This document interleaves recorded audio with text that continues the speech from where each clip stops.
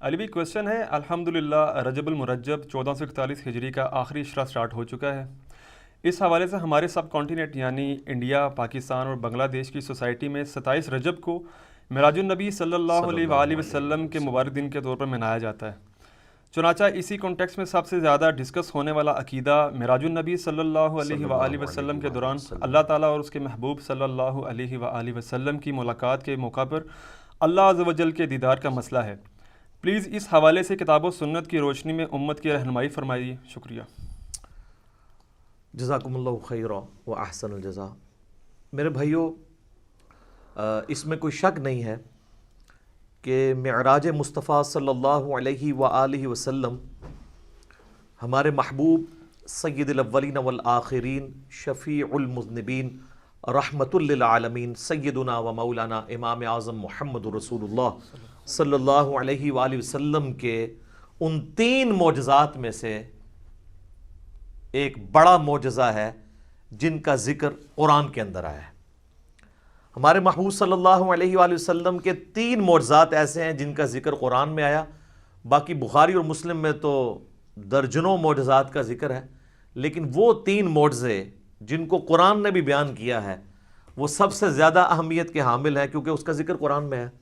ان میں سے نمبر 1 معجزہ، جسے آپ عربی میں آیتن کہتے ہیں، اردو میں آپ معجزہ، عقل کو عاجز کر دینے والی چیز، اللہ کی نشانی، وہ ہے القرآن، جس کا ذکر سورۃ العنکبوت میں آیا کہ یہ نبی علیہ السلام کا واحد معجزہ ہے جس کی بنیاد پہ دعوی نبوت ہے۔ اور بخاری اور مسلم میں بھی کئی احادیث اس کو سپورٹیو ہیں۔ ایک وہ مشہور حدیث ہے بخاری اور مسلم کی کہ اللہ تعالیٰ نے ہر نبی کو کوئی نہ کوئی معجزہ دیا تھا، اور مجھے اللہ نے وحی یعنی قرآن کا معجزہ دیا ہے۔ میں اللہ سے امید کرتا ہوں سب سے زیادہ متبعین قیامت والے دن میرے ہوں گے، کیونکہ میرا معجزہ سب سے زیادہ یونیک ہے، یعنی کتاب کا معجزہ۔ اور دوسرا معجزہ آپ صلی اللہ علیہ وآلہ وسلم کا جو قرآن میں ذکر ہوا وہ شق القمر کا واقعہ ہے، جو سورۃ القمر کے سٹارٹ میں ہی آتا ہے، اقتربت الساعہ، قریب آ گئی قیامت، وانشق القمر، اور شک ہو گیا چاند۔ اس کانٹیکسٹ میں بخاری اور مسلم میں کئی احادیث ہیں کہ نبی صلی اللہ علیہ وآلہ وسلم کے مبارک زمانے میں چاند 2 ٹکڑے ہوا تھا اور پھر دوبارہ سے جڑ گیا۔ تو یہ وہ دوسرا معجزہ ہے جس کا ذکر قرآن کے اندر آیا۔ اور تیسرا معجزہ ہے معراج النبی صلی اللہ علیہ وآلہ وسلم کا معجزہ۔ اس کی کوئی تاریخ ہمیں احادیث کی کتابوں میں نہیں ملتی، نہ کوئی مہینے کا پتہ ہے، یہ اندازہ ہی ہے، بہرحال ہمیں اس سے کوئی غرض نہیں ہے۔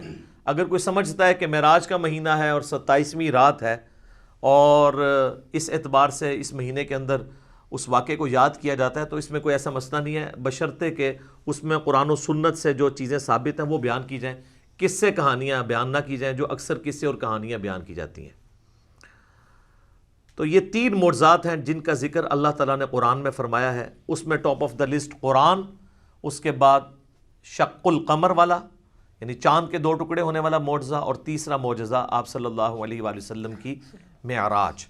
اور یہ بھی یاد رکھیں، یہ جو معراج ہم عموماً بولتے ہیں یہ بھی غلط العام ہے۔ اصل میں اس معجزے کا نام ہے الاسراء والمعراج، نبی صلی اللہ علیہ وآلہ وسلم کا رات کا زمینی سفر الاسراء، اور المعراج اور پھر آسمانی سفر۔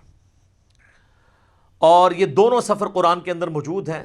جو زمینی سفر ہے الاسراء، وہ پارہ نمبر 15 ہمارا سٹارٹ اسی سے ہوتا ہے، سورہ بنی اسرائیل جو سورت نمبر 17 ہے اس کے آغاز میں ہی آتا ہے، اعوذ باللہ من الشیطان الرجیم، بسم اللہ الرحمن الرحیم، سبحان الذی اسری بعبدہ لیلا من المسجد الحرام الی المسجد الاقصی، پاک ہے وہ ذات جو اپنے بندے کو لے گئی راتوں رات مسجد حرام سے مسجد اقصی، ایک دور کی مسجد تک، جس کے ارد گرد برکتیں رکھی ہیں تاکہ ہم اپنے اس بندے خاص کو اپنی قدرت کی نشانیاں دکھائیں۔ الاسراء رات کا سفر، بیت اللہ سے لے کر مسجد ایلیا، یروشلم، بیت المقدس، یہ تینوں نام ایک ہی مسجد کے لیے، اور بعد میں وہاں پہ مسجد بھی بن گئی، حضرت عمر کے دور میں اس کا نام پھر مسجد اقصی رکھا گیا۔ قرآن جب نازل ہوا تھا وہاں اقصی لغت کے معنوں میں آیا تھا ایک دور کی مسجد، مسجد اقصی بعد میں بنائی گئی ہے، پہلے وہ بیت المقدس یا ایلیا یا یروشلم کہلاتا تھا۔ تو یہ ہے الاسرا، اور پھر وہاں سے آپ صلی اللہ علیہ وآلہ وسلم کو ایک براق پہ سوار کر کے آسمانوں کا سفر کروایا گیا 7ویں آسمان تک، اور پھر سدرۃ المنتہا، اس کا نام ہی ہے سدرۃ المنتہا، جہاں پہ مخلوق کی انتہا ہو جاتی ہے، وہاں تک، اسے ہم کہتے ہیں المعراج، یعنی اونچائی کا سفر آپ صلی اللہ علیہ وآلہ وسلم کا۔ اور اس کا ذکر جو ہے وہ سورۃ النجم، سورت نمبر 53 میں آیا ہے، جس میں وہ مشہور آیت بھی آتی ہے فَكَانَ قَابَ قَوْسَيْنِ أَوْ أَدْنَىٰ، جس کے اوپر انشاءاللہ میں ڈسکشن بھی کر دوں گا۔ یہ یاد رکھیے گا میرے بھائیو، الاسراء والمعراج یہ پیورلی آپ صلی اللہ علیہ وآلہ وسلم کا جسمانی پلس روحانی سفر ہے۔ یہ کوئی خواب کا واقعہ نہیں ہے، کوئی روحانی ایکسپیرینس نہیں ہے۔ اگر یہ خواب کا واقعہ ہوتا تو کفار مکہ کو بھی ماننے میں آر نہ ہوتی۔ خواب میں تو بہت کچھ انسان دیکھ لیتا ہے، تو یہ جسمانی پلس روحانی ایکسپیرینس ہے۔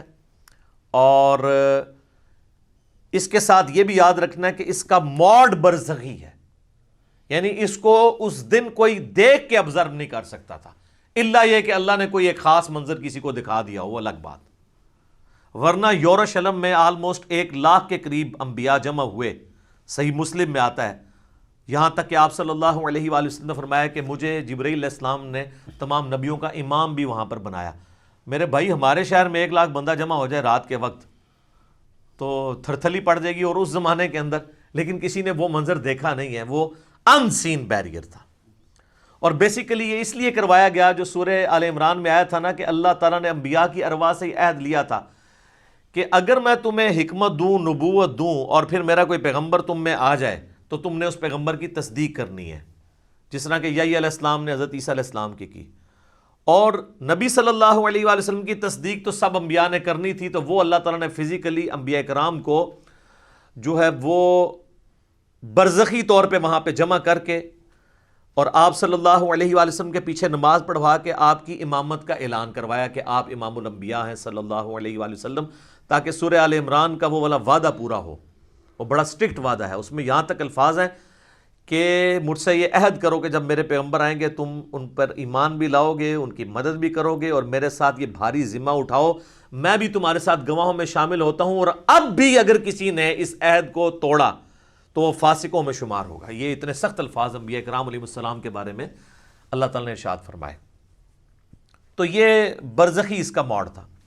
اب اگر کسی کو شوق ہے کہ جی میں یہ سارا واقعہ ایک ایک احادیث کے انٹرنیشنل نمبرز کے ساتھ دیکھنا چاہتا ہوں، خود سننا چاہتا ہوں، پڑھنا چاہتا ہوں، تو سننے کی حد تک تو ہم نے الحمدللہ اکتوبر 2015 میں، یہ آج مارچ 2020 چل رہی ہے، اکتوبر 2015 میں آلموسٹ سمجھ لیں 4.5 سال پہلے ڈیٹیل 3 لیکچر، مسئلہ نمبر 126 ABC، 3 نشستوں میں آلموسٹ 4.5 گھنٹے کی گفتگو ویڈیو میں ریکارڈ کروا دی ہے۔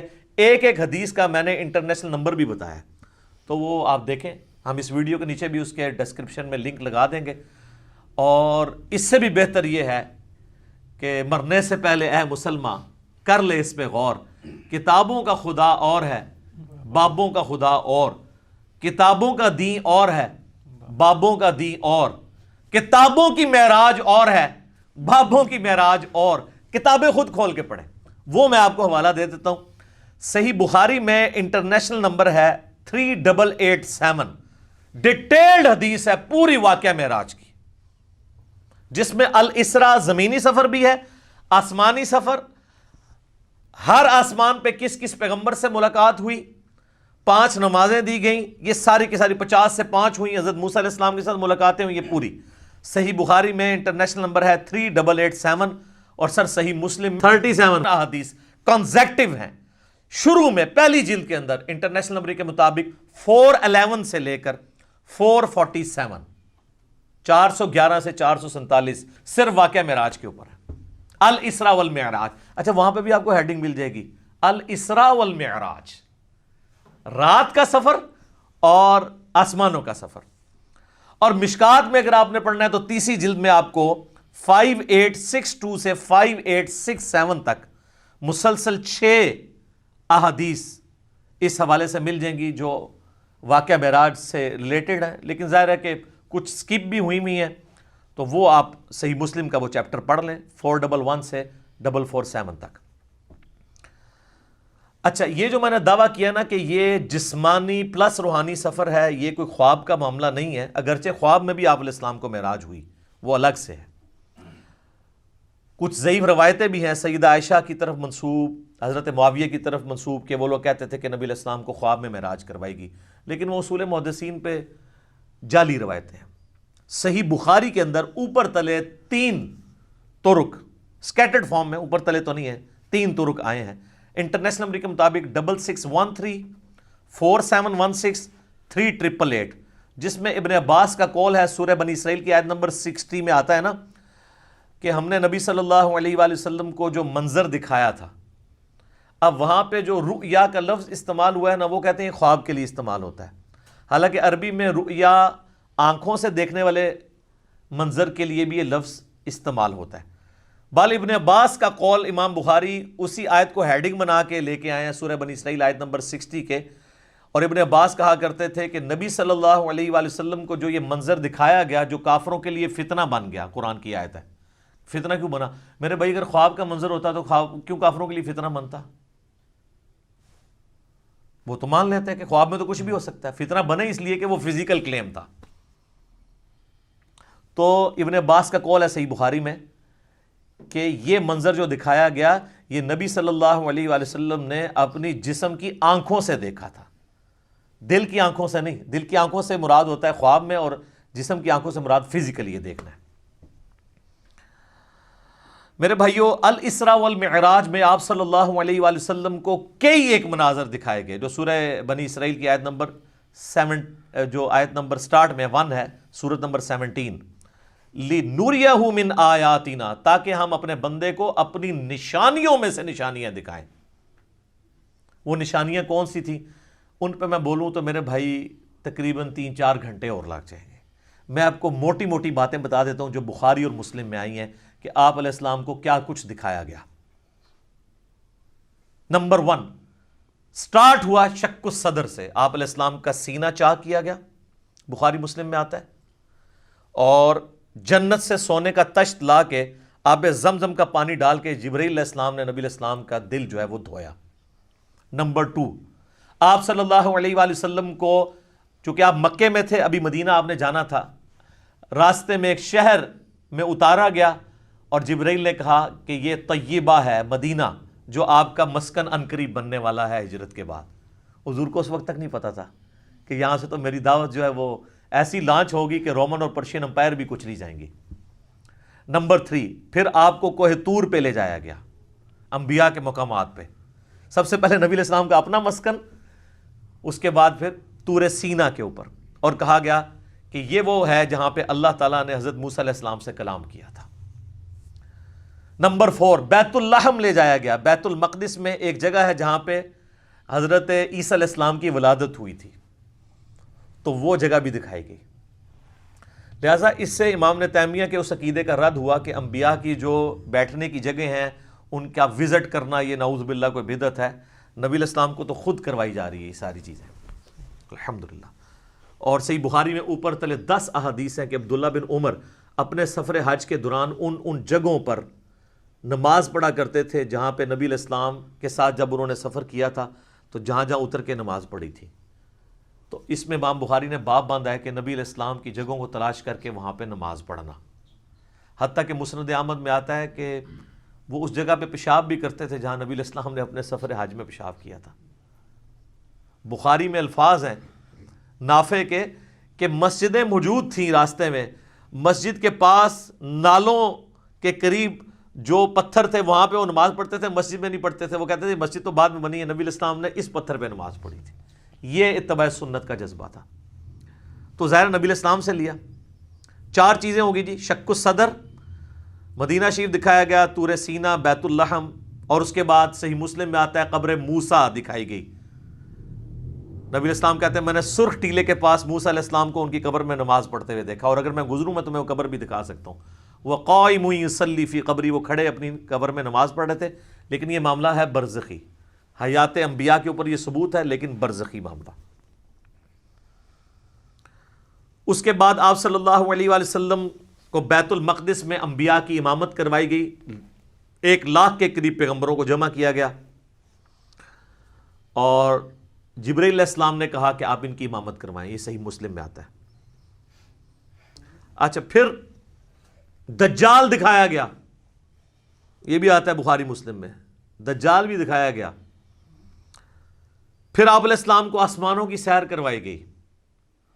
پہلے آسمان پہ آدم علیہ السلام سے ملاقات ہوئی، دوسرے پہ حضرت یحییٰ اور عیسیٰ سے، تیسرے پہ یوسف علیہ السلام سے، چوتھے پہ ادریس علیہ السلام سے، پانچویں پہ ہارون علیہ السلام سے، چھٹے پہ موسیٰ علیہ السلام سے، اور ساتویں پہ ہمارے جد امجد سیدنا ابراہیم خلیل اللہ علی نبینا علیہ الصلوۃ والسلام سے ملاقات ہوئی. اس کے بعد آپ علیہ السلام کو جنت اور دوزخ بھی دکھائی گئی، ٹائم میں ٹریول کروا کے جو مستقبل کا وقت تھا وہ پہلے دکھا دیا گیا. لوگ کہتے ہیں ابھی تو لوگ دوزخ اور جنت میں پہنچے نہیں، تو حضور نے کیا دیکھا؟ بھئی اللہ نے وقت. اور آپ یہ دیکھ لیں، یہ سب کچھ منظر کتنے زمانے میں طے ہوا ہوگا، لیکن ایک رات میں سب کچھ ہو گیا. صرف بیت المقدس اور خانہ کعبے کے درمیان جو فاصلہ ہے اس زمانے میں 40 دن کی مسافت تھی، وہی نہیں طے ہو سکتی تھی. اللہ اکبر.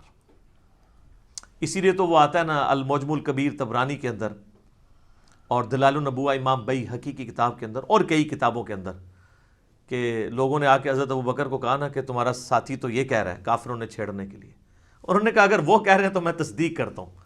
تو اسی پر آپ کا لقب صدیق رکھا گیا کہ آپ علیہ السلام کی تصدیق کرنے والے. اس کے بعد بیت المعمور دکھایا گیا، بخاری مسلم میں آتا ہے.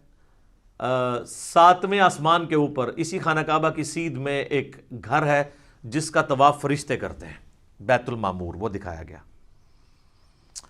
اور سب سے بڑھ کے آپ کو سدرۃ المنتہا تک لے جایا گیا. یہ آخری حد ہے. زمین سے جتنی مخلوقات ہیں یا فرشتے ہیں وہ بھی سدرۃ المنتہا سے آگے نہیں جا سکتے. اس کا نام ہی ہے انتہا، مخلوق کی انتہا ہے. باقی لوگوں نے آگے کہانیاں بنا لی ہیں کہ جی نبی علیہ السلام سدرۃ المنتہا سے بھی آگے چلے گئے. بالکل جھوٹ ہے. یہ آپ کی انتہا تھی، اور آگے پتہ نہیں کیا کیا کہانیاں بنائی ہوئی. کہتے ہیں عرش پہ جوتیوں سمیت چلے گئے. یہ تو اتنا بڑا جھوٹ ہے کہ احکام شریعت میں احمد صاحب بریلوی صاحب نے لکھا ہے کہ یہ جو معرج النبوہ کتاب جس میں یہ باتیں لکھی ہیں، یہ ہے تو سنی عالم ہے لیکن ہر طرح کی جھوٹی سچی روایتیں لکھ دیتا ہے. یہ محض باطل بات ہے کہ نبی علیہ السلام اپنی مبارک جوتیوں کے ساتھ عرش پہ گئے ہیں. یہ اعلیٰ حضرت نے لکھا ہے کہ یہ جھوٹی بات ہے. تو عرش پہ جانے والی کوئی بات نہیں ہے. ہاں قصے کہانیوں میں آپ مزے لے لے کے بیان کریں. اور جب ہم پوچھتے ہیں کہاں لکھا ہے، وہ کہتے ہیں سعدی شیرازی کے شعر نہیں آپ نے پڑھے، مولانا روم کے شعر نہیں پڑھے. ہم کہتے ہیں میرے بھائی ہم تو آپ کو چیخ چیخ کے یہی تو کہہ رہے ہیں کیا کہ مرنے سے پہلے ہے مسلمان، کر لے اس پہ غور. کتابوں کا خدا اور ہے، بابوں کا خدا اور. کتاب میں سے کوئی نکالے نا بات جہاں پہ لکھا ہو. پھر ڈاکٹر صاحب تو آپ کو پتا ہے طاہر القادری صاحب تو وہ کہتے ہیں کہ وہ دروازہ کھولا حضور نے حضور کے لیے، پھر کہا کہ آپ اندر آ جائیں، حریم ناز میں آ جا. وہ پتہ نہیں کیا عشق مشوقی کا انہوں نے ایک، اور بلکہ وہ بغل گیر پتہ نہیں کیا کچھ انہوں نے کیا ہے. اور طارق جمیل صاحب نے بھی اسی سے ملتی جلتی باتیں کی ہیں. وہ قاب قوسین او ادنا وہ پوری کر کے بتاتے ہیں. انشاءاللہ اینڈ پہ ڈسکس کرتا ہوں. تو میرے بھائی یہ کتابوں کی بات ہو رہی ہے. اور سدرۃ المنتہا ہی پہ اللہ تعالیٰ کی ملاقات ہوئی اپنے محبوب علیہ السلام کے ساتھ. اور سورۃ النجم میں اس کا ذکر ہے. وہاں پہ اللہ تعالیٰ نے وحی بھی کی آپ علیہ السلام کو. صحیح مسلم میں آتا ہے کہ 3 چیزیں آپ کو وہیں پہ عطا ہوئیں. نمبر 1 5 نمازیں. وہ ڈیٹیل بخاری مسلم میں آتی ہے کہ 50 تھی، کم ہوتے ہوئے موسیٰ علیہ السلام کے پاس جب وہ آتے تھے نا 6ٹھے آسمان کے اوپر، تو کہتے تھے حضرت زیادہ ہیں، کم کروائیں. ایک پھیرے ہی بس اور لگنا سی، وہ کون ہی لگیا، ورنہ وہ 5 کم ہوتے 5 تک رہ گئی. پھر اس میں الفاظ ہیں بخاری مسلم میں، اللہ نے کہا کہ میرا قول بھی نہیں بدلے گا، تمہاری امت پڑے گی 5. سورۃ الانعام میں ہے کہ 1 نیکی 10 کے برابر ہے، تو میں ان کو ثواب 10 کا ہی دوں گا. 1 کے بدلے 10 کا، تو نمازیں 50 کے ہی ثواب ملے گا 5 کے گیز بھی. دوسرا تحفہ دیا گیا سورۃ البقرہ کی آخری 2 آیات. صحیح مسلم میں آتا ہے آمن الرسول بما انزل الیہ من ربہ والمؤمنون. سر یہ 2 آیات وہ ہیں جو اس دنیا میں نازل نہیں ہوئی ہیں، آسمانوں پہ نازل ہوئی ہیں. آسمان سے آسمانوں پہ ہی نبی علیہ السلام کے مبارک سینے پہ. اور صحیح مسلم میں آتا ہے کہ تیسری چیز جو آپ کو دی گئی کہ آپ کا جو کوئی امتی شرک نہیں کرے گا نا میں اسے معاف کر دوں گا. تو اس کو تو سپورٹو پھر قرآن میں بھی آیت ہے انہ من یشرک باللہ فقد حرم اللہ علیہ الجنہ وَمَأْوَاهُ النَّارُ وَمَا لِلظَّالِمِينَ مِنْ انصار. بے شک جو کوئی اللہ کے ساتھ شرک کرے گا اللہ اس گناہ کو کبھی معاف نہیں کرے گا. اس پہ جنت حرام ہے، اس کا ٹھکانہ دوزخ ہے، اور وہاں اس کا کوئی مددگار نہیں ہوگا. حتیٰ کہ بخاری مسلم کی حدیث ہے کہ اللہ نے ہر نبی کو کوئی نہ کوئی دعا دی تھی، اس نے اس دنیا میں ہی دعا کر لی. حضرت نوح نے دعا کی، اس کی وجہ سے ان کی قوم ہلاک ہوگی. میں نے اپنی دعا چھپا کے رکھی ہے قیامت کے دن کے لیے. میں اس دعا سے اپنی امتیوں کے لیے شفاعت کی دعا کروں گا، اور میری دعا سے ہر میرے امتی کو نفع پہنچے گا سوائے اس شخص کے جس نے دنیا میں اللہ کے ساتھ شرک کیا ہوا. شرک is the most sensitive issue in the sight of اللہ.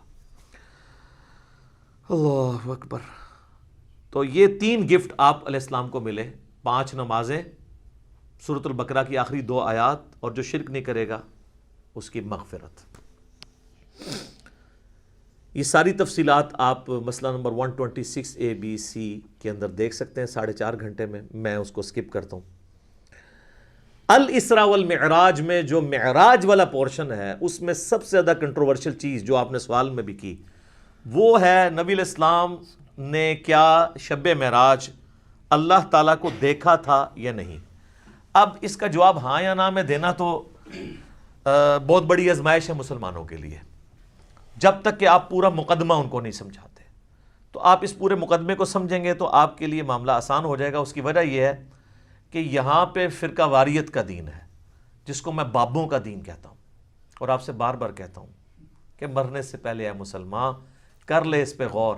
کتابوں کا خدا اور ہے، بابوں کا خدا اور. اچھا کہتے ہیں نہیں آپ کتابوں کا دین کہہ لیا کریں، بابوں کا خدا تو سب کا ایک ہے. میرے بھائی اس کے اندر قیامت مضمر ہے. دین کس لیے ہوتا ہے؟ اللہ کی شناخت کے لیے. جب آپ کے بابوں نے اس اللہ کی شناخت ہی میں نہیں کروائی ہے جو پیغمبروں کے ذریعے اللہ نے کروائی تھی، تو ہم رونا روئیں گے نا کہ آپ کس اللہ کی بات کرتے رہے ہو. تو اصل چیز قیامت زور اس شعر میں تبھی ہے کہ کتابوں کا خدا اور ہے، بابوں کا خدا اور. دیکھ لیں ہلچل مچی اس کی وجہ سے ہے. اگر میں کہتا کتابوں کا دین اور ہے بابوں کا دین اور، تو کسی کو کچھ نہیں تھا ہونا. یہ اندر جو ہلچل مچتی ہے نا، وہ کہتے ہیں یار ہم پتہ نہیں کس خدا کو مان رہے ہیں، کتابوں والے خدا کو کسی اور کو نہ مان رہی ہوئی ہے. تو یہ تو میں نے ڈیٹیکٹ کیا تھا قرآن سے. کتابوں کا خدا حضرت آدم علیہ السلام کو جب اللہ نے دنیا پہ اتارا، سورۃ البقرہ آیت نمبر 38، تو اللہ تعالیٰ نے ہماری ماں اور باپ کو یہی کہا تھا قُلْ اهْبِطُوا مِنْهَا جَمِيعًا، اے آدم اور اس کی بیوی اور میری ان دونوں بندوں کی قیامت تک ہونے والی اولاد اتر جاؤ زمین میں. اب فَإِمَّا يَأْتِيَنَّكُم مِّنِّي هُدًى، یاد رکھنا اب جب کبھی بھی کوئی ہدایت کی کتاب تمہارے پاس آئے گی، انتظار کرنا کتابوں کا، بابوں کا نہیں، کتابوں کا جو پیغمبروں کے ذریعے آئیں گے. فَإِمَّا يَأْتِيَنَّكُم مِّنِّي هُدًى فَمَن تَبِعَ هُدَايَ فَلَا خَوْفٌ عَلَيْهِمْ وَلَا هُمْ يَحْزَنُونَ. جو ان کتابوں کی اس ہدایت کی پیروی کرے گا اس کو نہ کوئی خوف ہوگا نہ کوئی غم. وَالَّذِينَ كَفَرُوا وَكَذَّبُوا بِآيَاتِنَا اولئک اصحاب النار ہم فیہا خالدون. جو کوئی ہماری آیات کو جھٹلا دے گا، کفر کرے گا، اس کو جھٹلائے گا، تو وہ ہوں گے اہل جہنم، رہیں گے اس میں ہمیشہ ہمیشہ. اللہم اجرنا من النار. آمین. اللہم من احییتہ منا فاحیہ علی الاسلام ومن توفیتہ منا فتوفہ علی الایمان. آمین. تو اس لیے ہم کہتے ہیں کتابوں کا دین، بابوں کا نہیں. تو اس مقدمے کو سمجھنے کے لیے آپ پہلے بنیادی بات سمجھ لیں، ایک بنیادی عقیدہ، جو عقیدہ پوری امت کا ہے سوائے ان لوگوں کے جو اپنے نفس کے غلام بنے ہوئے ہیں. وہ کون ہے وہ میں آپ کو بتا دوں گا. پوری امت کا یہ عقیدہ ہے کہ مرنے سے پہلے اس روئے ارض پہ اللہ تعالیٰ کا دیدار کسی انسان کو، کسی جن کو، کسی فرشتے کو یا کسی بھی مخلوق کو ہونا محال ہے، امپاسبل ہے. یہ مقدور نہیں ہے، محال ہے. اس کے ثبوت میں سورۃ الانعام کی آیت نمبر ہے 103، لا تدرکہ الابصار، نگاہیں اس کا احاطہ نہیں کر سکتی، وہ نگاہوں کا احاطہ کر لیتا ہے. حتیٰ کہ اس آیت میں اہل تشیع اتنا غلو کرتے ہیں کہ وہ یہ کہتے ہیں کہ قیامت میں اور جنت میں بھی اللہ کا دیدار نہیں ہوگا. وہ بھی غلو کر رہے ہیں. اور دوسری طرف ان کی حالت یہ ہے کہ وہ کہتے ہیں کہ مولا علی علیہ السلام اس وقت تک سجدے سے سر نہیں اٹھاتے تھے جب تک اللہ کو دیکھ نہ لیں. تو ہم کہتے ہیں یار آپ کوئی ایک بات کرو, کسی بات کے اوپر ٹکو. اور پھر بعض غلو کرنے والے وہ کہتے ہیں شب معراج بھی جو مولا علی کا پنجہ دیکھا تھا. خیر اب اہل علم ان کو خود ہی رد کر رہے ہیں, وہ کہہ رہے ہیں یہ نصیحتیاں ہیں, ہمارا ان سے کوئی تعلق نہیں ہے, اہل تشیع کا یہ جو ہے مکتب نہیں ہے, مکتب اہل بیت یہ نہیں ہے. تو یہ سورۃ الانعام کی آیت نمبر 103 اس پر گواہ ہے. اور اس سے بھی بڑھ کر پریکٹیکل ایکسپیرینس سورۃ الاعراف کی آیت نمبر 143, جب موسیٰ علیہ السلام نے کوہ طور پہ ملاقات کے دوران کہا اے اللہ میری خواہش ہے میں تجھے دیکھوں. اتنی دفعہ باتیں سن سن کے اگلا سٹیپ بھی بندہ طے کرتا ہے نا. تو اللہ نے کیا فرمایا تھا, لن ترانی, ہرگز نہیں دیکھ سکتا تو مجھے, بلکہ تو پہاڑ کی طرف دیکھ, اگر یہ پہاڑ اپنی جگہ پہ قائم رہا تو سمجھنا تو مجھے دیکھ سکتا ہے. تو قرآن کے الفاظ ہیں پہاڑ پہ اللہ نے صرف تجلی کی تو وہ ریزہ ریزہ ہو گیا, اور موسیٰ علیہ السلام انڈائریکٹ وہ تجلی دیکھنے سے بے ہوش ہو کے گر پڑے. اور اس کے بعد ان کا اللہ میں تیرے طرف رجوع لاتا ہوں, اب دوبارہ میں یہ بات نہیں کروں گا. تو اگر موسیٰ علیہ السلام کو زیارت نہیں ہو سکتی اللہ تعالیٰ کی اس دنیا میں, تو موسیٰ علیہ السلام سے بڑھ کے تو کوئی بھی نہیں ہو سکتا. تو اب اگر موسیٰ علیہ السلام کے سوا کوئی شخص یہ دعویٰ کرے کہ اس نے اللہ کو دیکھا ہے, تو پھر ہم اسے غلام احمد قادیانی کا بھائی کہیں گے نا, جس طرح اس نے جھوٹا دعوے نبوت کیا.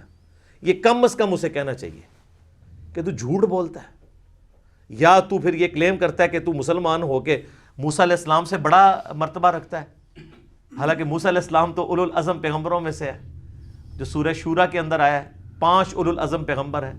نمبر 1 ہمارے محبوب علیہ السلام, اس کے بعد حضرت ابراہیم علیہ السلام, پھر نوح علیہ السلام, موسیٰ علیہ السلام اور عیسیٰ علیہ السلام. تو اولو العزم پیغمبروں سے بھی آگے بڑھ گئے, تو پھر ہم یہی کہیں گے نا. سورۃ الحجر کی آیت نمبر 99 آخری آیت میں بھی آیا ہے, وَاعْبُدْ رَبَّكَ حَتَّى يَأْتِيَكَ الْيَقِينُ, اپنے رب کی عبادت کرتے جاؤ یہاں تک کہ تمہیں یقین نصیب ہو جائے, تمہیں موت آ جائے. تمام نے اس یقین کا ترجمہ موت کیا ہے.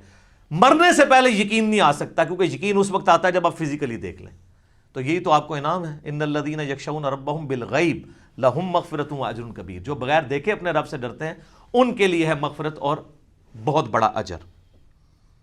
اور صحیح مسلم میں انٹرنیشنل نمبر کے مطابق 7356 نمبر حدیث ہے دجال کے کانٹیکسٹ میں.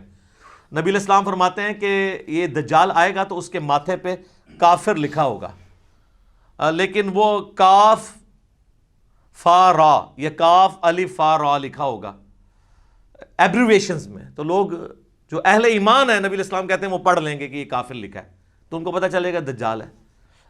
دوسرے لوگ نہیں پڑھ پائیں گے, چاہے مومنین میں بھی منافقین ہوئے, اور وہ ہو سکتا ہے کاف سے کشف پڑھ لیں, الف سے الہام پڑھ لیں, فا سے فیض پڑھ لیں, اور را سے روحانیت پڑھ لیں. کہ جی یہ تو بہت بڑے بزرگ ہیں.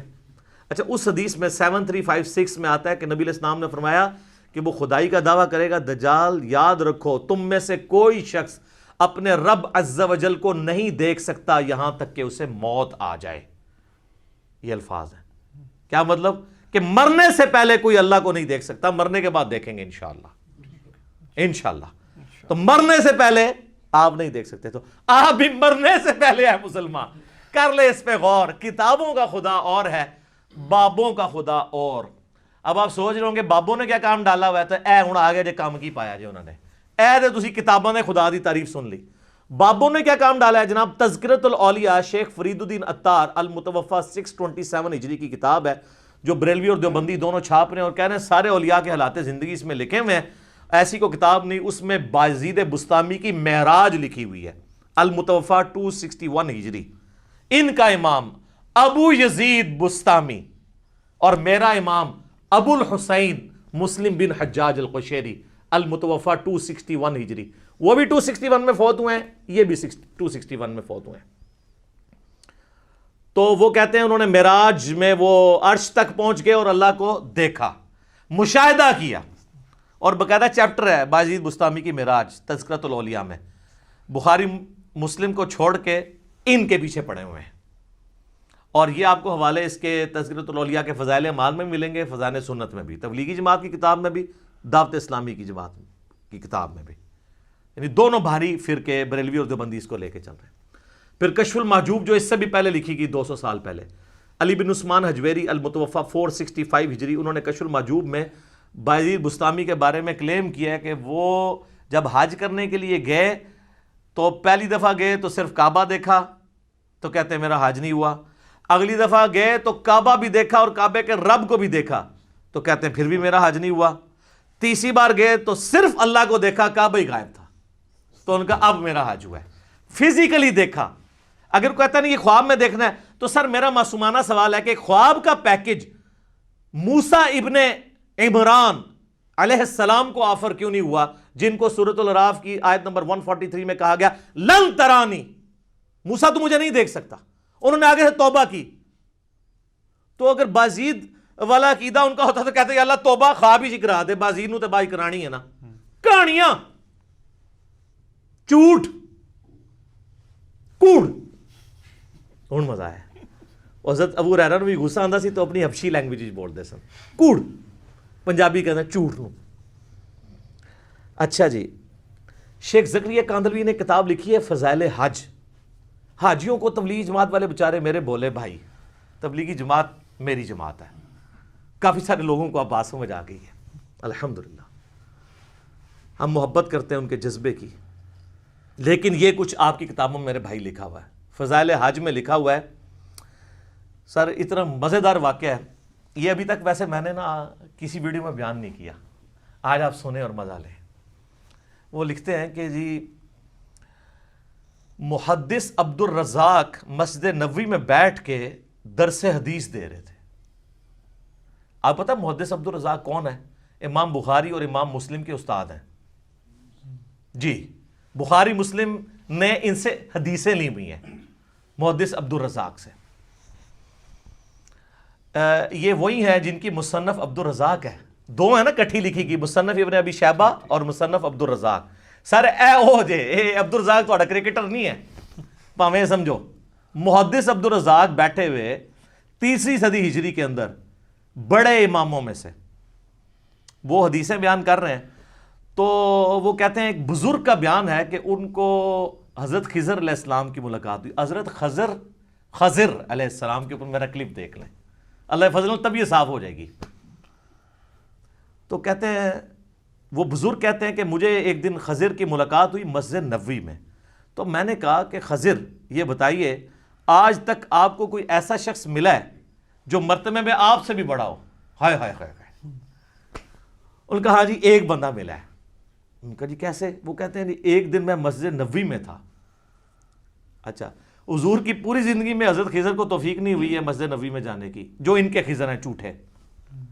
حضور کی وفات کے بعد وہاں حالانکہ قرآن میں تو سورہ آل عمران میں حکم تھا کہ اے پیغمبرو جب میرا پیغمبر آ جائے تو تم نے اس کی مدد بھی کرنی ہے۔ نہ غزوہ بدر لڑی، نہ احد لڑی، نہ خندق لڑی، حضور دی وفات تو بعد مسجد نبوی بیٹھے ہیں۔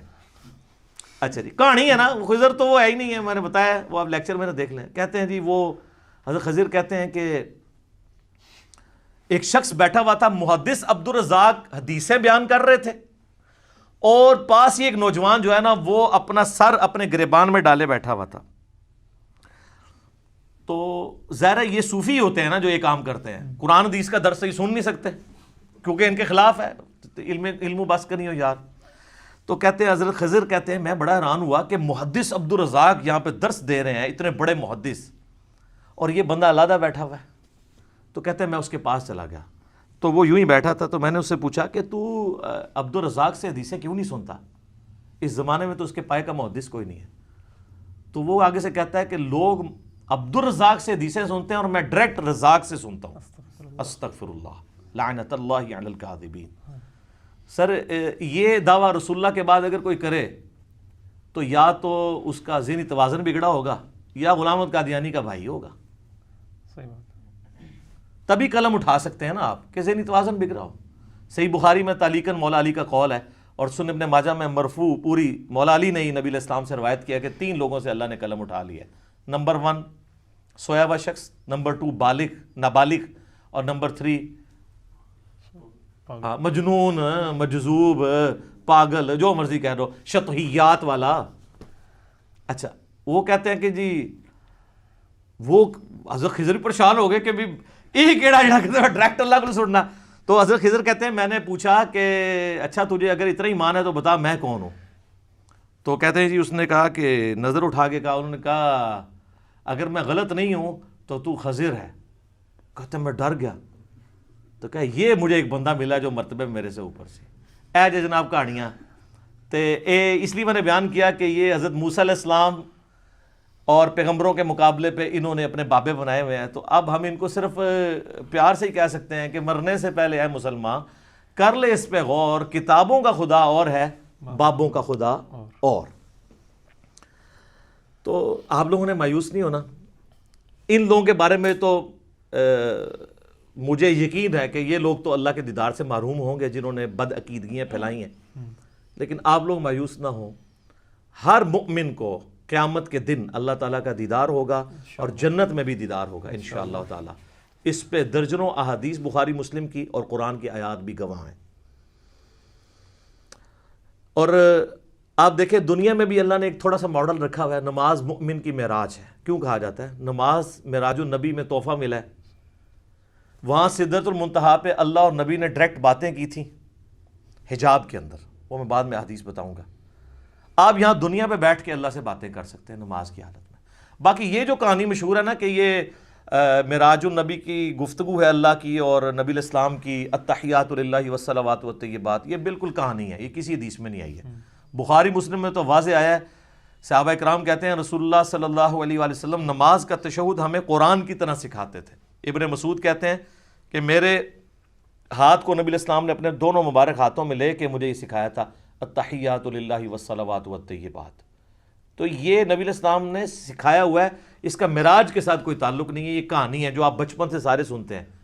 جی نبی علیہ السلام نے کہا التحیات للہ والصلوات والطیبات، اللہ نے کہا السلام علیکہ ایھا النبی ورحمۃ اللہ وبرکاتہ. تو نبی علیہ السلام نے نعوذ باللہ پھر کریکشن کی اور کہا السلام علینا وعلی عباد اللہ الصالحین. اور پھر فرشتوں نے کہا اشہد ان لا الہ الا اللہ واشہد ان محمدا عبدہ ورسولہ. ایک کہانی ہے سر، کڈی وڈی کہانی ہے اور بچپن تو سن رہے ہو. آج تک کسی مولوی کو پوچھا ہے اے وہ کہانی جڑا بریلوی بھی بیان کرتا ہے، دیوبندی بھی بیان کرتا ہے، اہل حدیث بھی بیان کرتا ہے، کسی نے نہیں پوچھا لکھی کہاں ہوں یہ کہانی ہے. سورۃ القیامہ کی آیت نمبر 22 اور 23 میں آیا ہے، اللہ تعالیٰ نے فرمایا وجوہ یومئذ ناظرہ، اس دن ایسے چہرے ہوں گے جو تر و تازہ ہوں گے، الی ربہا ناظرہ، اپنے رب کی طرف دیکھ رہے ہوں گے. جو تر و تازہ چہرے ہوں گے وہ اپنے رب کی طرف دیکھ رہے ہوں گے. اچھا بعض لوگ کہتے ہیں نہیں جی وہ یہاں دیکھنے سے مراد ہے کہ وہ رحمت کا انتظار کر رہے ہوں گے. وہ جنہوں نے نہیں ماننا تو یہ جو سورۃ الفجر کی آیت ہے وَجَاءَ رَبُّكَ وَالْمَلَكُ صَفًّا صَفًّا، قیامت والے دن اللہ اور فرشتے قطار در قطار اس دنیا پہ اتریں گے، کیونکہ میدان محشر اس دنیا میں عدالت لگنی ہے. تو جیسا اللہ کی شان کے لائق ہے وہ زمین پہ اترے گا. اور پھر اس کا کلائمیکس ہے سورۃ المطففین آیت نمبر 15 کَلَّا إِنَّهُمْ عَنْ رَبِّهِمْ يَوْمَئِذٍ لَمَحْجُوبُونَ. اللہ تعالیٰ کافروں کے بارے میں فرماتا ہے کہ ضرور بالضرور اللہ کے جو منکر ہیں وہ اپنے رب کے دیدار سے اوٹ میں کر دیے جائیں گے قیامت والے دن. اچھا اللہ کے دیدار سے اوٹ میں کر دیے جائیں گے کافر، تو اس کے اندر کیا امپلائڈ ہے کہ اہل ایمان حجاب اٹھا دیا جائے گا، کیونکہ اللہ کے آگے تو کوئی حجاب نہیں آ رہا نا، اللہ کے سامنے تو کوئی چیز چھپی نہیں ہوئی ہے. یہ بندے اور اللہ کے درمیان حجاب ہے، کافر کے درمیان آ جائے گا، مومن کا اٹھ جائے گا. یہ واضح ثبوت ہے. لہذا شیعہ کا موقف جو ہے باطل ہے. بلکہ میں شیعہ کو دعوت دوں گا کہ اللہ کے بندو ہماری نمازوں عبادات ان ساری چیزوں کا کیا حاصل ہونا ہے کہ اگر ہم جنت میں پہنچ جائیں اور تب بھی اپنے رب کو نہ دیکھ سکیں.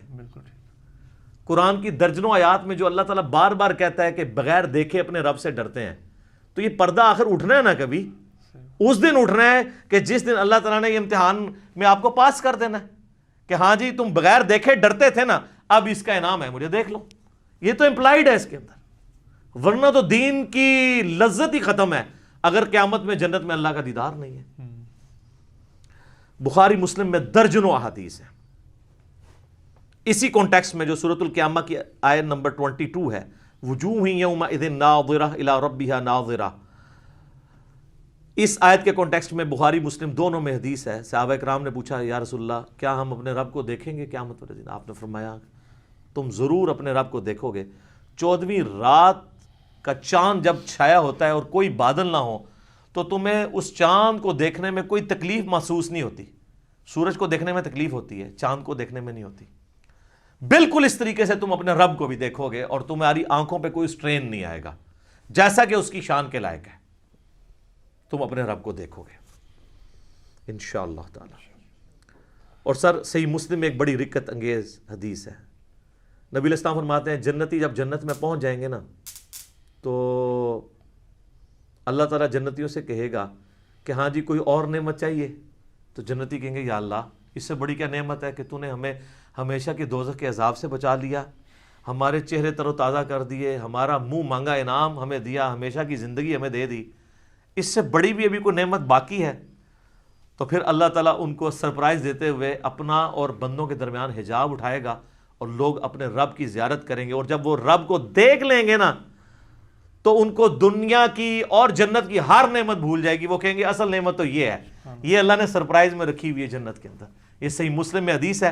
پھر نبی علیہ السلام نے کہا کہ چاہو تو قرآن پڑھ کے دیکھ لو، سورہ یونس کی آیت نمبر 26 آپ نے تلاوت کی، للذین احسنوا الحسنى وزیادہ، جو لوگ نیکوکار ہیں اللہ تعالیٰ ان کے لیے بہتر اجر رکھے گا اور کچھ بڑھ کے بھی دے گا۔ وہ کہتے ہیں کہ بڑھ کے جو دے گا وہ یہ ہے سب سے بڑھ کے اللہ کا دیدار انشاءاللہ تعالی۔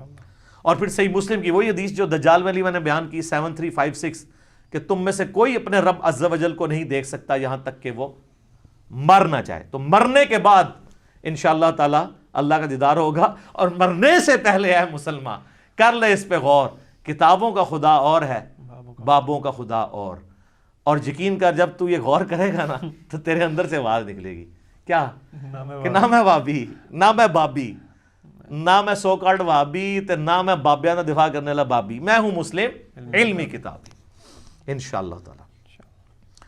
البتہ میرے بھائیوں اس کائنات میں ایک ہستی ایسی ہے جسے اللہ تعالیٰ نے اس دنیا میں خواب کی حالت میں اپنا دیدار عطا کیا، اور اس اعتبار سے باقی ساری مخلوقات پہ فوقیت دی، اور وہ ہمارے محبوب سید الاولین والآخرین شفیع المذنبین رحمت للعالمین سیدنا و مولانا امام اعظم محمد رسول اللہ صلی اللہ علیہ وآلہ وسلم کی مبارک ذات ہے۔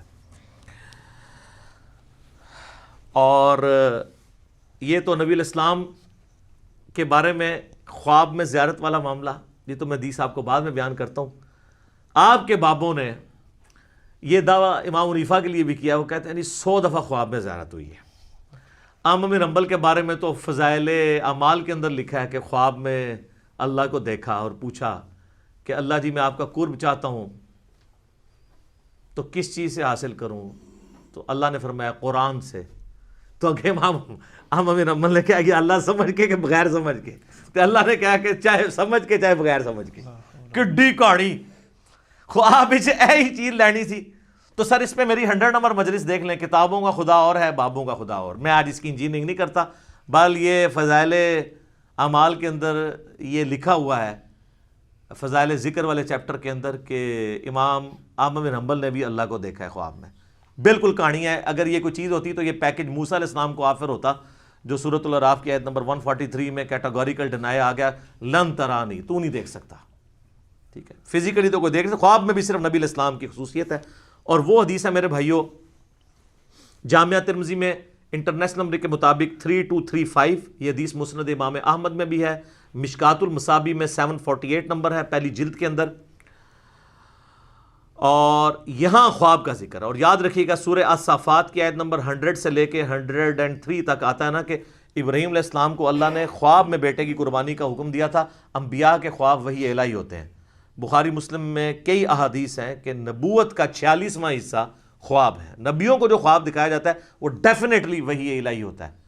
باقی بخاری مسلم میں آتا ہے کہ نبیوں کے علاوہ جو ہے وہ اللہ کی طرف سے بھی ہو سکتا ہے، شیطان کی طرف سے بھی ہو سکتا ہے، نفس کی طرف سے بھی ہو سکتا ہے۔ تو یہ ترمذی میں جو حدیث ہے، مسند احمد میں بھی، مشکات المصابی میں بھی، اور اس حدیث کے ساتھ امام ترمذی نے لکھا ھذا حدیث حسن صحیح، یہ حدیث حسن صحیح ہے۔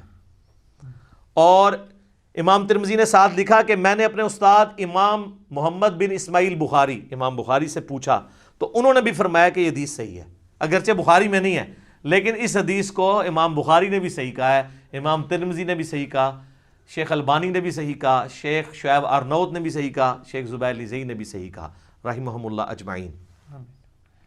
بڑی لمبی حدیث ہے، میں اکثر بیان کرتا ہوں، جس میں نے وہ دعا بھی آپ کو بار بار کہی ہے کہ یاد کرو، اللہم انی اسألک فعل الخیرات و ترک المنکرات۔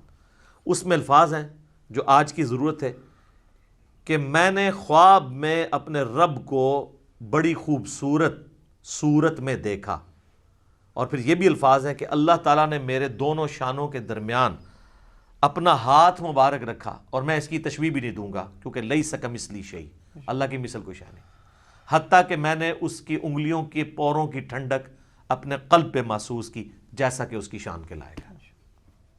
باقی لمبی حدیث ہے، لیکن اس میں سے یہ پورشن میں نے بیان کرنا تھا کہ خواب میں نبی علیہ السلام کو زیارت ہوئی ہے۔ اب یہاں پہ یاد رکھیے گا، ایک بہت میں آپ کو کرٹیکل پوائنٹ دینے لگا ہوں۔ اگر کوئی شخص اللہ ہی کو دیکھ لے تو اب کائنات میں کوئی غیب ایسا رہ گیا جو اس کے لیے اٹریکٹیو ہو؟ اس سے بڑی تو کوئی چیز نہیں ہے۔ تو پھر قیامت والے دن نبی علیہ السلام کے لیے اللہ نے کیا انعام رکھا ہوا ہے؟ آپ کو تو دنیا میں مل گیا سب کچھ۔ ہمیں تو کہا گیا نا سورۃ الملک کی آیت نمبر 12 میں، ان الذین یخشون ربہم بالغیب لہم مغفرۃ و اجر کبیر، جو بن دیکھے اپنے رب سے ڈرتے ہیں ان کے لیے مغفرت اور بہت بڑا اجر ہے۔ اور آپ نے سن لیا کہ جنت میں اللہ کا دیدار، قیامت میں اللہ کا دیدار۔ تو نبی علیہ السلام نے اگر دنیا میں ہی اللہ کو دیکھ لیا تو نبی علیہ السلام کے لیے پھر کون سا انعام رہے گا؟ تو اس کے اندر امپلائڈ ہے کہ نبی علیہ السلام کے لیے انعام یہ ہے کہ دنیا میں دیکھا ہے خواب کی حالت میں، فزیکل ہی نہیں دیکھا، دل کی آنکھوں سے دیکھا ہے۔ فزیکل دیکھنا ابھی باقی ہے ان کا بھی، وہ حضور کے لیے ابھی بھی غیب کی چیز ہے، تو آپ علیہ السلام کے لیے بھی انعام باقی ہے۔ تو جو لوگ اس دنیا میں حضور کا فزیکل دیکھنا مانگتے ہیں یا شب معراج فزیکل دیکھنا مانگتے ہیں، تو ان کے لیے علمی چیلنج ہے کہ پھر بتاؤ کہ نبی علیہ السلام کے لیے قیامت اور جنت میں اور کون سا انعام ہوگا اس سے بڑھ کے، اگر آپ اپنا سب سے بڑا انعام پہلے ہی اویل کر چکے ہیں۔ اور یہ پوائنٹ جس شخصیت نے ہائی لائٹ کیا ہے، میں اس کا کریڈٹ اسی کو دیتا ہوں، مولانا اسحاق صاحب رحمہ اللہ تعالی، المتوفی 213 عیسوی مطابق 28 اگست 2013۔ انہوں نے یہ چیز ہائی لائٹ کی تھی، اور یہ میں نے نہ آج تک کسی کتاب میں پڑھی نہ کسی اسکالر سے سنی۔ اسکالر نے بیچارے نے کیا بیان کرنا ہے، یہ مولانا اسحاق کو کریڈٹ جاتا ہے کہ انہوں نے یہ ایسا علمی، آپ کہتے ہیں وہ جس طرح وہ تاش میں کہتے ہیں نا یکا پھینکنا، کہ بتاؤ کہ اگر حضور نے بھی اللہ تعالیٰ کو فزیکلی دیکھ لیا جو تمہارا کلیم ہے، تو حضور علیہ السلام کے لیے تو اب کوئی چیز نہیں رہے گی باقی۔ تو خواب میں ہی دیکھا، فزیکلی نہیں دیکھا، شب معراج بھی دیکھا تو پردے میں دیکھا، فزیکلی نہیں دیکھا۔ وہ انشاءاللہ اب میں اس کے اوپر ڈسکشن کرتا ہوں آخر میں۔ شب معراج میں صحابہ اکرام علیہم رضوان کی 3 آراء پائی جاتی ہیں دیدار خداوندی عز و جل کے حوالے سے۔ پہلی رائے یہ ہے جو صحیح بخاری اور صحیح مسلم میں سیدنا عبداللہ ابن مسعود رضی اللہ تعالیٰ عنہ سے جب پوچھا گیا کہ یہ جو سورۃ النجم کی آیت نمبر 9 ہے، فَكَانَ قَابَ قَوْسَيْنِ أَوْ أَدْنَىٰ، وہ دونوں اتنے قریب ہوئے کہ 2 کمانوں کے درمیانی فاصلہ بلکہ اس سے بھی کم۔ اور پھر اگلی آیت سورۃ النجم کی آیت نمبر 11، مَا كَذَبَ الْفُؤَادُ وَمَا رَأَىٰ، دل نے جو کچھ دیکھا اس کو جھٹلایا نہیں ہے۔ اور پھر سورۃ النجم کی ہی 18 نمبر آیت، لَقَدْ رَأَىٰ مِنْ آیَاتِ رَبِّهِ الْكُبْرَىٰ۔ ان 3 آیات کے بارے میں عبداللہ ابن مسعود سے جب پوچھا گیا تو بخاری مسلم کے الفاظ ہیں، انہوں نے کہا کہ یہاں تینوں جگہ پر مراد سیدنا جبرائیل علیہ السلام ہے، جن کو نبی علیہ السلام نے اپنی اصلی حالت میں دیکھا۔ ان کے 600 پر تھے اور سبز رنگ کا لباس انہوں نے پہنا ہوا تھا اور وہ افق پہ چھائے ہوئے تھے۔ اچھا، دوسری رائے ہے جو صحیح بخاری میں انس ابن مالک کی ہے، انٹرنیشنل نمبر کے مطابق 7517، وہ فَكَانَ قَابَ قَوْسَيْنِ أَوْ أَدْنَىٰ سے مراد اللہ اور اس کے نبی علیہ السلام کا قرب کہتے ہیں۔ لیکن اس حدیث میں ایک راوی ہیں شریک بن عبداللہ القاضی، ثقہ راوی ہیں، لیکن امام مسلم صحیح مسلم میں انٹرنیشنل نمبر کے مطابق 414 نمبر حدیث میں لکھتے ہیں کہ شریک بن عبداللہ جو ہے نا، یہ معراج کی حدیثیں بیان کرتے ہوئے الفاظ کو کم زیادہ کرتا ہے۔ ابن حجر اسقلانی بھی کہتے ہیں کہ یہ شریک بن عبداللہ القاضی جو ہے، یہ جو روایت بیان کرتا ہے نا، یہ اس معراج کا ذکر ہے جو خواب میں ہوئی تھی۔ خواب میں بھی علیحدہ سے معراج ہوئی ہے، ایک فزیکل معراج ہے جس کو ہم ڈسکس کر رہے ہیں۔ اور بعض کہتے ہیں کہ یہ اس کو وہم لگا ہے جو بخاری میں الفاظ ہیں انس بن مالک کے. یہ تمام طرح کی چیزیں یعنی ملتی ہیں. بہرحال یہ انس بن مالک کا اگر موقف ہے، لیکن اس میں بھی دیکھنے کا ذکر نہیں ہے، صرف قرب کا ذکر ہے سدرۃ المنتہا کے موقع پر. تو کوئی حرج نہیں اگر کوئی قرب کی بات کرتا ہے، دیکھنے کا پھر بھی یہاں پہ ذکر کوئی نہیں ہے. اچھا، انس بن مالک رضی اللہ تعالیٰ عنہ کے اس عقیدے کو سپورٹیو ابن عباس کی رائے ہے صحیح مسلم میں 437 نمبر حدیث میں. انہی 3 آیات سورۃ النجم آیت نمبر 9، 11 اور 18 کے بارے میں جب ان سے پوچھا گیا تو انہوں نے کہا کہ رآہ بفؤادہ مرتین، نبی علیہ السلام نے دل کی آنکھوں سے اپنے رب کو 2 دفعہ دیکھا، یعنی ان آنکھوں سے نہیں دیکھا. اور ابن عباس وہی ہیں جن کے بارے میں صحیح بخاری میں ہم پہلے سن چکے. وہ کہتے ہیں کہ واقعہ معراج جو ہے یہ آنکھوں کا ایکسپیرینس ہے، لہذا وہ آنکھوں کا ایکسپیرینس ماننے کے باوجود دل سے دیدار کی بات کر رہے ہیں. تو دل سے دیدار خواب کی حالت میں ہے، یہ اس کی بات کر رہے ہیں. واقعہ معراج والی میں بھی اگر کریں گے تو دل سے دیکھنے سے مراد کیا ہے، پھر وہ اس کو سپورٹیو اگلی حدیثیں آئیں گی سیدنا ابو ذر غفاری والی. لیکن یہاں پہ میں ایک حدیث بتاؤں، جامعہ ترمذی میں بھی مشکات میں بھی ہے کہ ابن عباس نے کہا لقد را محمد ربہ، بے شک محمد نے اپنے رب کو دیکھا. تو اکرمہ نے کہا کہ حضرت سورۃ الانعام کی آیت نمبر 103 ہے لا تدرکہ الابصار، اللہ کو تو آنکھیں دیکھ نہیں سکتی، تو آپ ہمیں کہہ رہے ہیں کہ نبی علیہ السلام نے اللہ کو دیکھا. تو فرمایا کہ یہ اس وقت ہے جب اللہ تعالیٰ اپنے نور کے ساتھ تجلی فرمائے. یہاں دیکھنے سے مراد دل سے دیکھنا ہے، تو وہ تو دل سے دیکھنا خواب میں دیکھنا جو ترمذی سے بیان کر دیا. تو ابن عباس بھی یہ مانتے ہیں کہ اللہ تعالیٰ کی جو نورانی تجلی، جو اللہ تعالیٰ کی ذات ہے، اس کو نبی علیہ السلام نے نہیں دیکھا. بعض لوگ ان حدیثوں سے سہارا لیتے ہیں لیکن اس کی ایکسپلینیشن اسی میں موجود ہے. پھر صحیح مسلم میں ایک حدیث ہے 443. ابو ذر غفاری کہتے ہیں کہ میں نے رسول اللہ سے پوچھا کہ نبی علیہ السلام یہ بتائیے کہ کیا آپ نے معراج میں اپنے رب کو دیکھا تھا؟ تو سر اب آپ لوگ بھی مان جائیں. رسول اللہ نے فرمایا کہ میں رب کو کیسے دیکھ سکتا ہوں، وہ تو نور ہے. کلیئر ہو گیا. اچھا، اس سے اگلی حدیث ہے صحیح مسلم میں 444. ایک تابعی کہتے ہیں ابو ذر غفاری سے کاش میں رسول اللہ کے زمانے میں ہوتا نا تو حضور سے ایک سوال ضرور کرتا. تو ابو ذر غفاری نے کہا کون سا سوال؟ اس نے کہا میں نے حضور سے پوچھنا تھا کہ یا رسول اللہ آپ نے شب معراج اللہ کو دیکھا ہے کہ نہیں. اس سے کم از کم یہ تو کلیئر ہوا کہ صحابہ کے زمانے میں بھی یہ بحثیں چلتی تھی، لہٰذا یہ آج کل جو ان باتوں میں کتاب و سنت بیان کرتے ہیں تو اس کو یہ صوفی ٹائپ لوگ کہتے ہیں، یہ لوگ جو ہیں یہ وہابی ہیں، یہ گستاخ ہیں، یہ حضور کی کمزوریاں تلاش کرتے ہیں. ان کے لیے بہت بڑی پھکی ہے کہ یہ سارے پھر اس زمانے میں موجود تھے.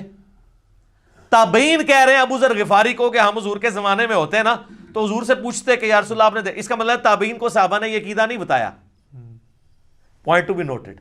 تو ابو ذر غفاری نے کہا او بچے تو نے کیا پوچھنا ہے، میں خود پوچھ چکا ہوں حضور سے.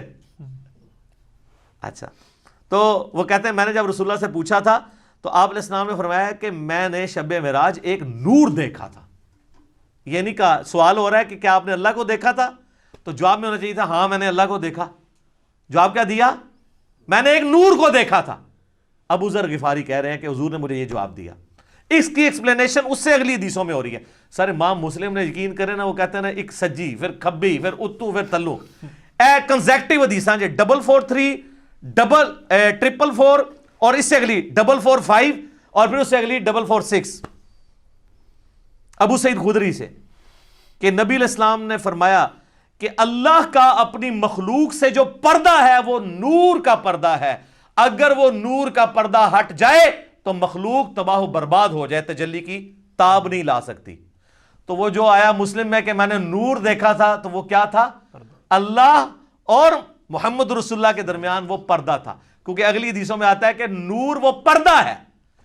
ورنہ تو کہتے ہیں میں نے اللہ کا نور دیکھا، کہا میں نے ایک نور دیکھا تھا. اور 443 میں کیا ہے کہ میں اسے کیسے دیکھ سکتا ہوں، وہ تو نور ہے. اس کا اپنا نور نہیں دیکھا، پردے والا نور دیکھا، وہ ہٹ جائے تو مخلوق تباہ و برباد ہو جائے.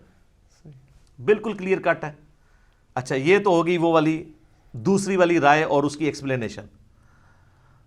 اب اینڈ پہ میں آپ کو اپنی اماں کی رائے بتاتا ہوں جو آپ کو ہضم نہیں ہونی کبھی بھی. سر اماں نے جو کیا ہے نا اس امت کے ساتھ احسان اور صوفیوں کے ساتھ ان کے سارے عقیدوں کو پیسیفک اوشن میں پھینک دیا. بخاری اور مسلم دونوں میں حدیث ہے. اما عائشہ تو انس ابن مالک، ابن عباس، ابن مسعود، ابو ذر غفاری، ابو سعید خدری جو یہ حدیثیں بیان کر رہے ہیں ان سب کو پیچھے چھوڑ جاتی ہیں. یہ آیات میں تو صحابہ کی آراء ہے نا، اور اما خود کہہ رہی ہیں کہ ان آیتوں کے بارے میں وہ پہلی امتی ہوں جنہوں نے رسول اللہ سے ڈائریکٹ ان آیات کی تفسیر پوچھی ہوئی ہے. تو اب پیچھے کوئی چیز رہ جاتی ہے؟ نہیں. تو سر مرنے سے پہلے اے مسلمان کر لے اس پہ غور. کتابوں کا خدا اور ہے، بابوں کا خدا اور. تو سر یہ صحیح بخاری شریف انٹرنیشنل نمبر 4855، اور سر یہ صحیح مسلم شریف انٹرنیشنل نمبر 439 میں اما عائشہ کی ڈیٹیل حدیث ہے. اما عائشہ کے 5 عقیدے، میرا ایک کلپ پہلے کا چڑھا ہوا ہے، اس میں اما عائشہ نے جو عقائد بیان کی ہیں وہ متقاضی ہے کہ میں ورڈ بائی ورڈ وہ حدیث بیان کروں، اور اس کے بعد قلم ٹوٹ جاتا ہے. اس میں اس کو کنکلوڈ کرتا ہوں. صحیح مسلم میں 439 نمبر حدیث. سر یہ مسلم شریف ہے جو پڑھی ہوئی نہیں ہے، پڑھی ہوئی بھی ہے.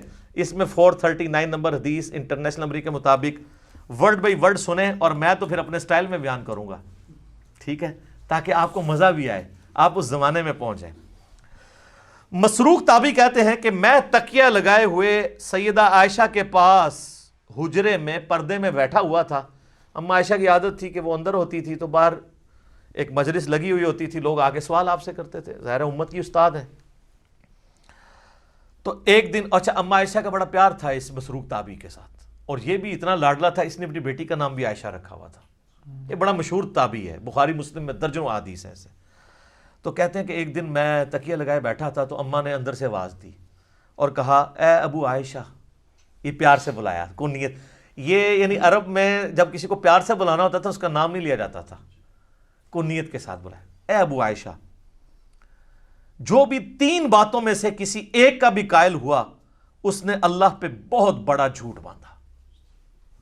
اب سر نبی کی بیوی، امت کی ماں، ایک اپنے سٹوڈنٹ کو دین سکھا رہی ہیں، پوچھنے پہ نہیں خود سے بتا رہی ہے کہ میرے پاس بنیادی عقائد ہیں، تم لے لو.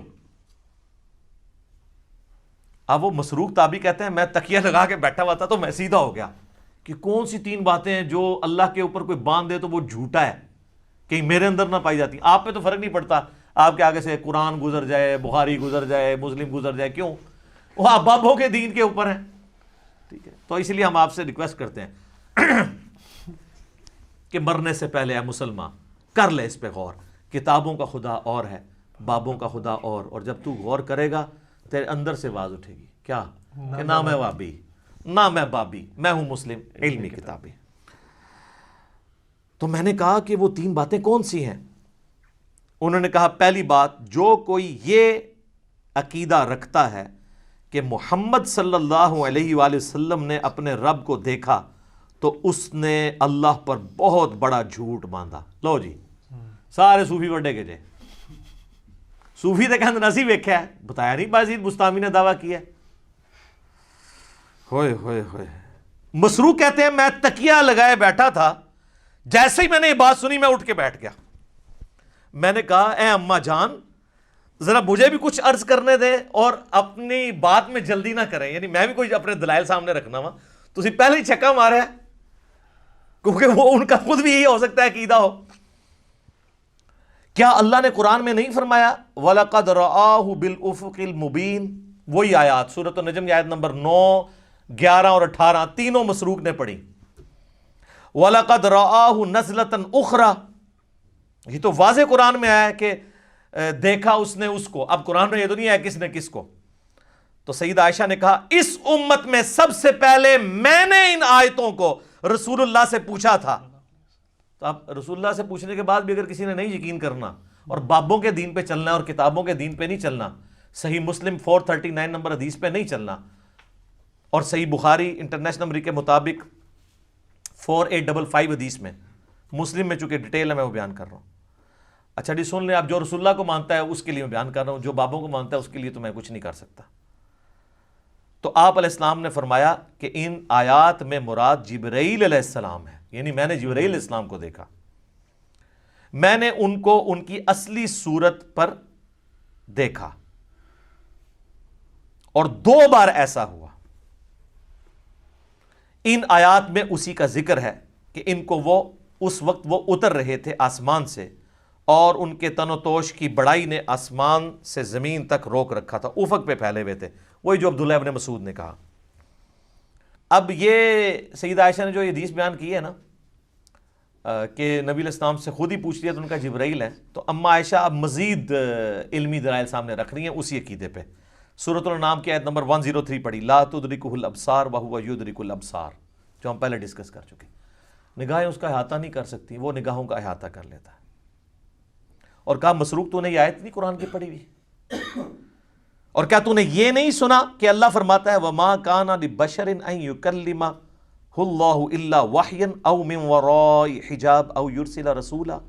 سورہ شورى کی آیات کہ کسی انسان کی تو یہ اہلیت ہی نہیں ہے کہ اللہ تعالیٰ اس سے کلام کرے سوائے اس کے کہ اس پہ وحی کر دے، یعنی چپکے سے اس کے دل میں بات ڈال دے، یا حجاب میں گفتگو کرے جس طرح کہ سدرۃ المنتہا پہ ہوئی، یا اس کی طرف کوئی رسول بھیجے یعنی جبرائیل علیہ السلام کو پیغمبر۔ تو حضرت عائشہ نے اپنی دلیل میں رسول اللہ کی بات بھی کی اور قرآن کی آیات بھی کوٹ کی، اور اماں تو سیدھی آیتیں ہی کوٹ کرتی تھی، ٹھیک ہے، حدیث بھی کوٹ کی ہے نا، کہہ دو اماں منکرین حدیث میں سے تھی، نہیں، پہلے انہوں نے حدیث کوٹ کی ہے، بعد میں قرآن کی آیات کوٹ کی ہے۔ مسروق دوسری بات یہ ہے کہ جو کوئی خیال کرے کہ رسول اللہ صلی اللہ علیہ وآلہ وسلم نے اللہ کی کتاب میں سے کچھ حصہ چھپا لیا تھا تو اس نے بڑا جھوٹ باندھا۔ اب ایسی سلسلہ خاص گلاں خاص نو، میرا پچھلے دن کلپ ریکارڈ ہو گیا حضرت ویسے کرنی والا اور علم لدنی والا، حضرت خضر علیہ السلام والا، وہ دیکھ لو، میں ساری کہانیاں نہ کھولی ہیں، تخت بلقیس والا بھی دیکھ لیں، سب کچھ ٹھپے گئے نا۔ تو اما عائشہ کہتی ہیں جس نے کہا نا رسول اللہ نے کچھ چھپا لیا تھا، یہ بھی کہتے ہیں خاص باتیں خاص لوگوں کو بتائی تھی، اس نے بھی اللہ پر جھوٹ باندھا۔